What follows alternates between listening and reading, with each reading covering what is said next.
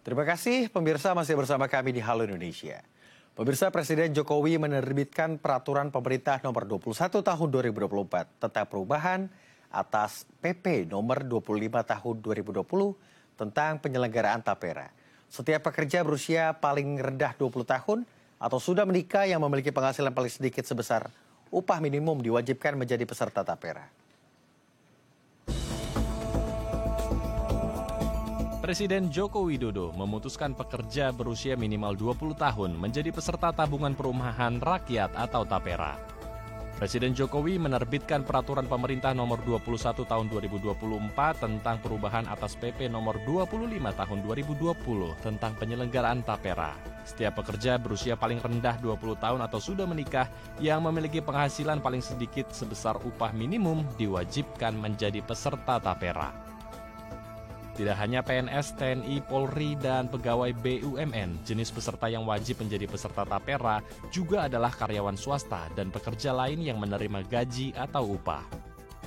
Pemerintah pun menetapkan besaran potongan untuk peserta tapera sebesar 3%, yakni 2,5% bagi pekerja dan 0,5% bagi pemberi kerja atau pengusaha.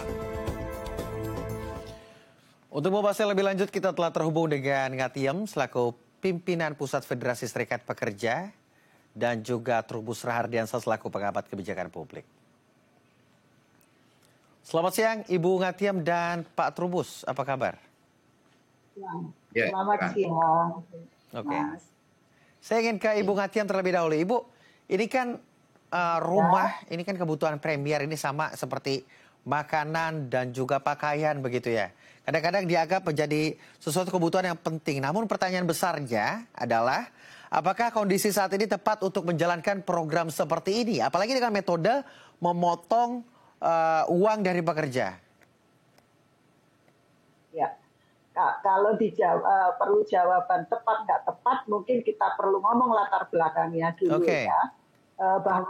Bahwa Undang-Undang Dasar 45 Pasal 27 Ayat 2 itu menjamin seluruh warga negara berhak atas pekerjaan dan penghidupan yang layak bagi kemanusiaan. Layak itu artinya cukup makan, pangan, cukup papan, cukup sandang. Nah, tapi persoalannya bagi pekerja saat ini di kami di pekerja, persoalan upah saja hampir nyaris tidak pernah naik karena kenaikannya kadang-kadang di bawah inflasi.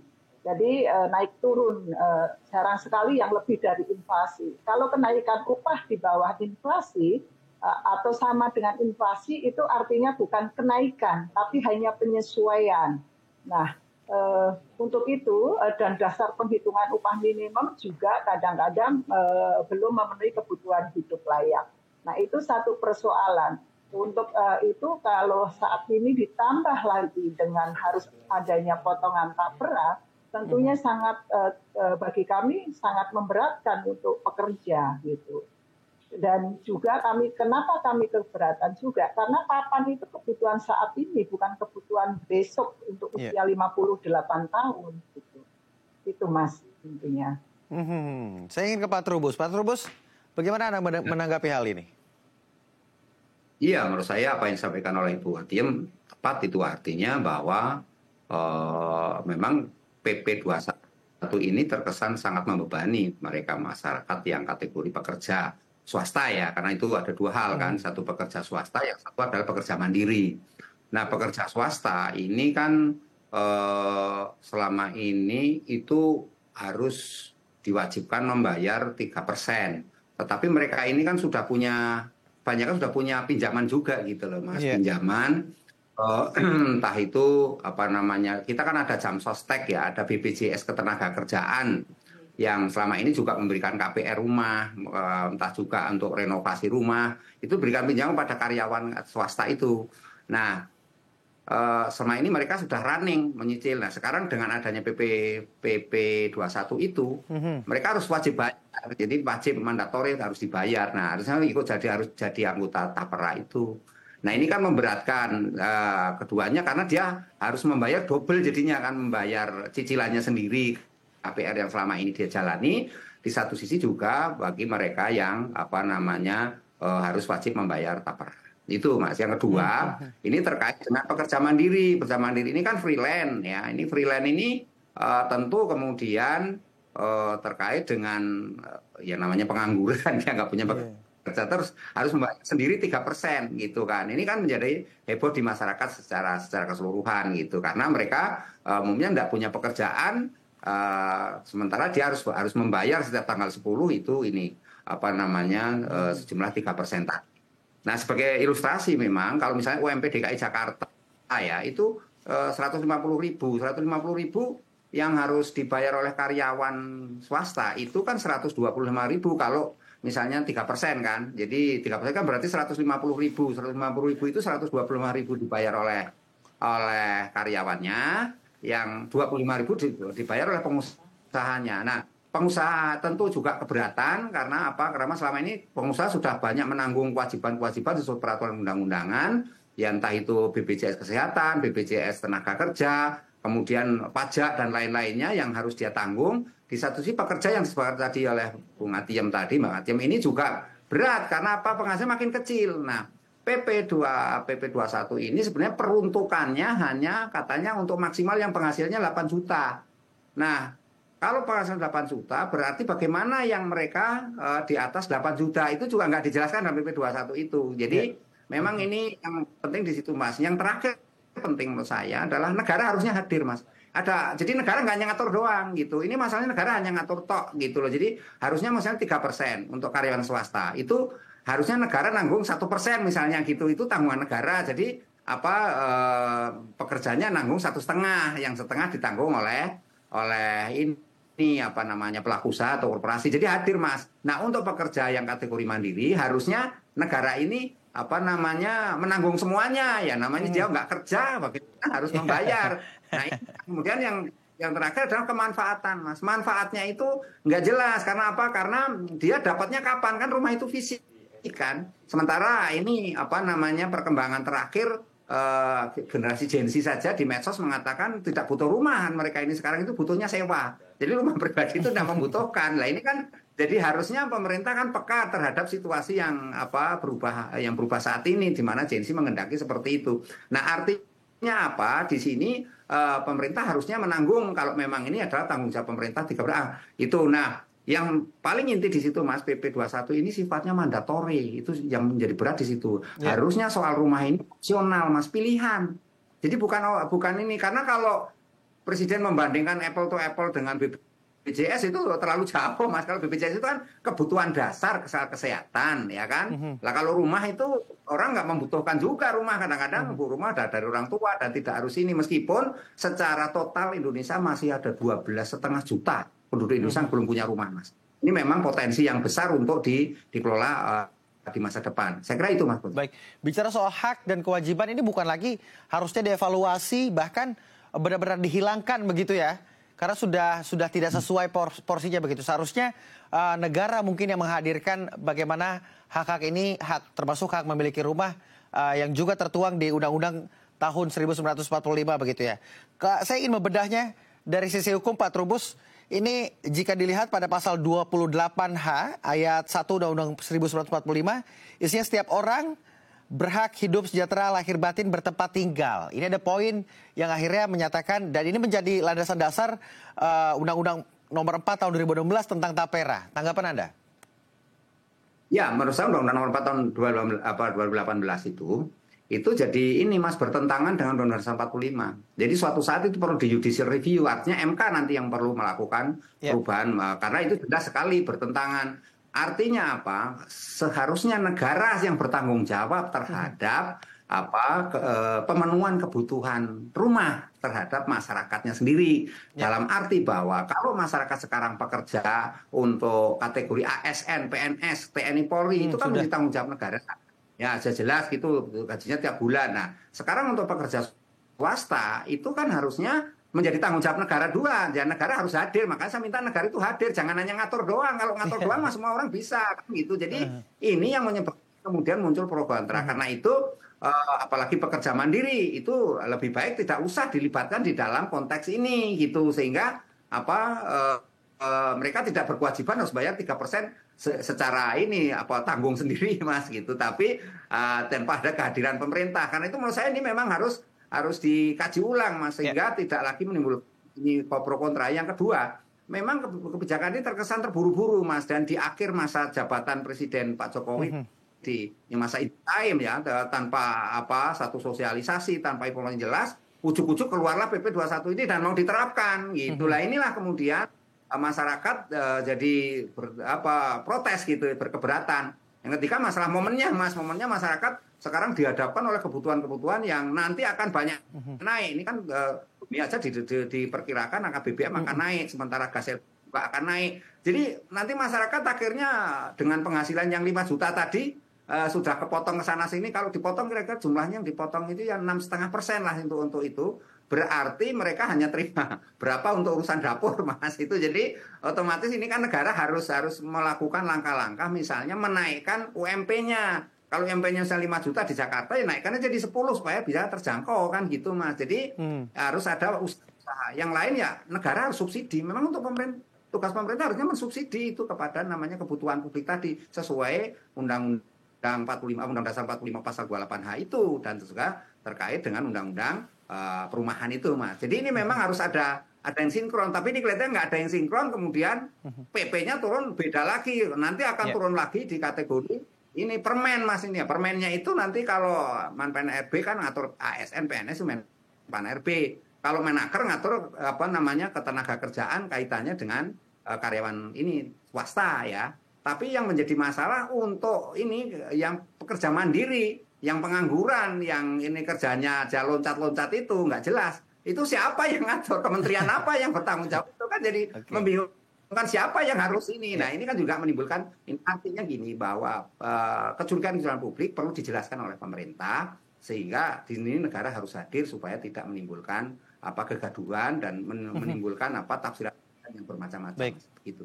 Saya ingin ke Ibu Ngatiam. Ibu Ngatiam melihat dasar undang-undang sendiri yang akhirnya ini seperti berlawanan begitu. Seharusnya pemerintah yang memberikan kewajiban begitu menyediakan tempat tinggal terhadap rakyat, tapi malah rakyat yang membangun subsidinya sendiri. Tanggapan Anda? Ya, sebagaimana sudah diamanatkan dalam undang-undang, itu hak warga negara itu menjadi tanggung jawab pemerintah. Memang seharusnya pemerintah yang memberikan jaminan kepada warga negaranya, terutama pekerja, untuk mendapatkan tempat tinggal. Tapi saat ini pekerja itu justru kami itu dihantam dari berbagai macam kondisi. Omnibus Law yang juga melegalkan pekerja kontrak terus-menerus, itu artinya pekerja nggak punya job security sekarang saat ini. Jadi 6 bulan di kontrak, kemudian nggak ada kepastian kerja diperpanjang atau enggak, itu menjadi suatu hal yang berat gitu. Nah, artinya ketika dia tidak bekerja kan kemudian mengiur 33% sendiri. Sementara dia juga tidak bekerja, harus bertempat tinggal, harus membayar iuran tapera, harus membayar potongan.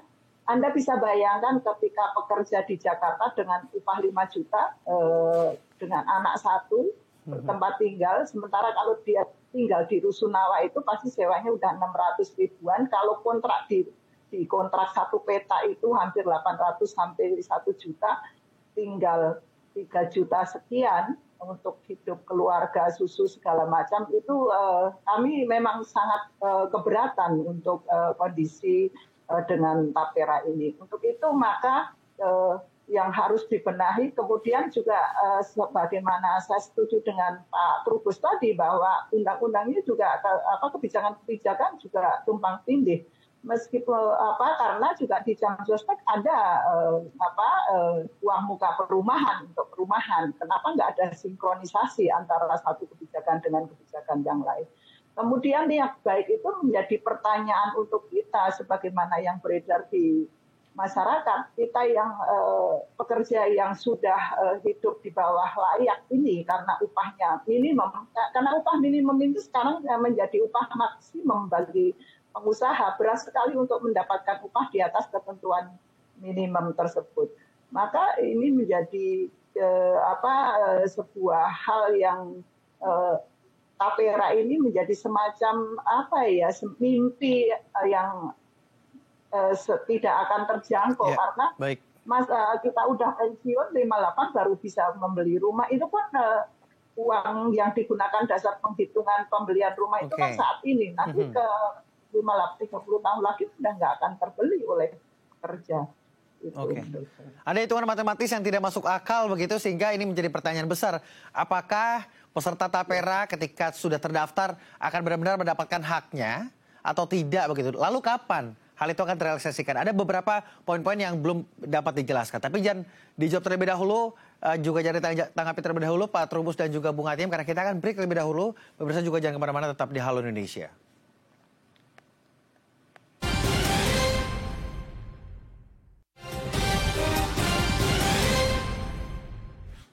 Terima kasih pemirsa masih bersama kami di Halo Indonesia. Masih bersama dengan Pak Trubus dan juga Ibu Atiem. Oke, saya ingin ke Pak Trubus terlebih dahulu. Pak Trubus, jika dilihat besarannya begitu ya, 2,5% dari setiap gaji, apakah secara matematis ini masuk akal? Setiap peserta akan mendapatkan rumah subsidi begitu? Iya, kalau lihat nanti hitung-hitungan matematisnya jadi ini Mas, terkesan nggak masuk akal karena kan itu nanti dihitung harga rumah misalnya ini ya 125.000 taruhlah atau 150.000 per bulan. Ya kan, kalau tahun berarti sekitar 1,8 juta. 1,8 juta kalau misalnya di 40 tahun taruhlah itu dapatnya baru sekitar 70 jutaan Mas, gitu 75 juta lah. Nah, sekarang masalahnya rumah 10 tahun yang akan datang 20 tahun yang akan datang harganya berapa? Kalau harganya misalnya 600 juta kan ya berarti harus nyicilnya banyak sekali Mas, dan itu secara hitung-hitungan banyak sekali di media sosial, di medsos ya, itu sampai ada yang menghitung sampai ada 200 tahun baru kembali misalnya.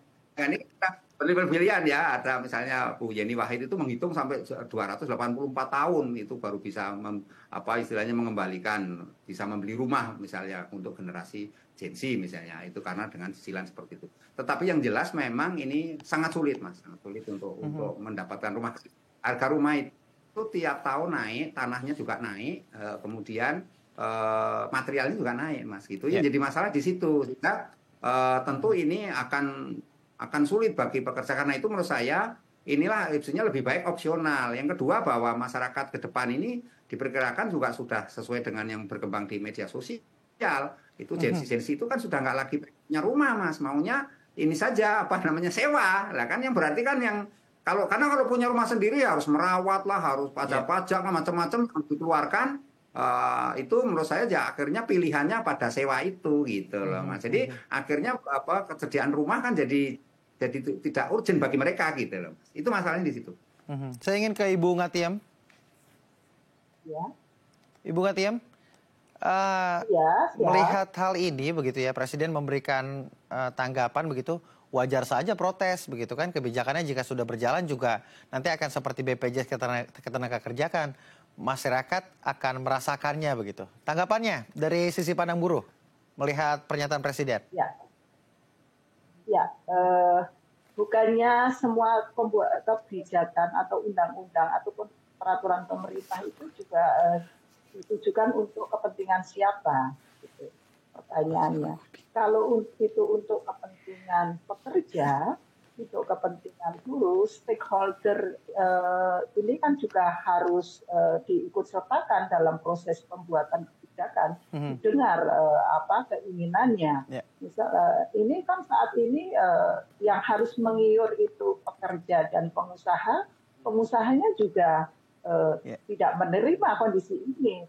Terus ini untuk siapa gitu?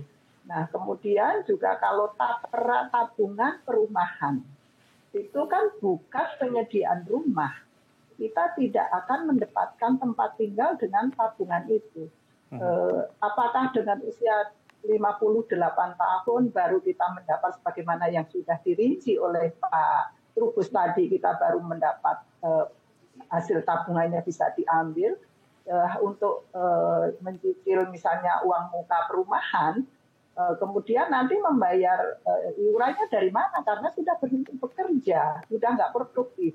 Kebutuhan rumah itu kebutuhan saat ini, kebutuhan saat pekerja bekerja, dia untuk istirahat di tempat tinggalnya, di rumahnya, maka kebutuhannya saya bukan untuk usia 58 yang sudah bercucu, beranak bercucu, kemudian baru mendapatkan rumah, nggak seperti itu. Jadi ya memang seyogianya harus rumah itu disiapkan saat ini, bukan untuk nanti ketika usia tua, bukan sebagaimana rumah rumah panti Breda buat pekerja, tapi itu semacam itu. Baik. Artinya skemanya ini kurang pas begitu ya. Tapi ada yang berpendapat menaikkan upah buruh ini menjadi salah satu kunci begitu ya.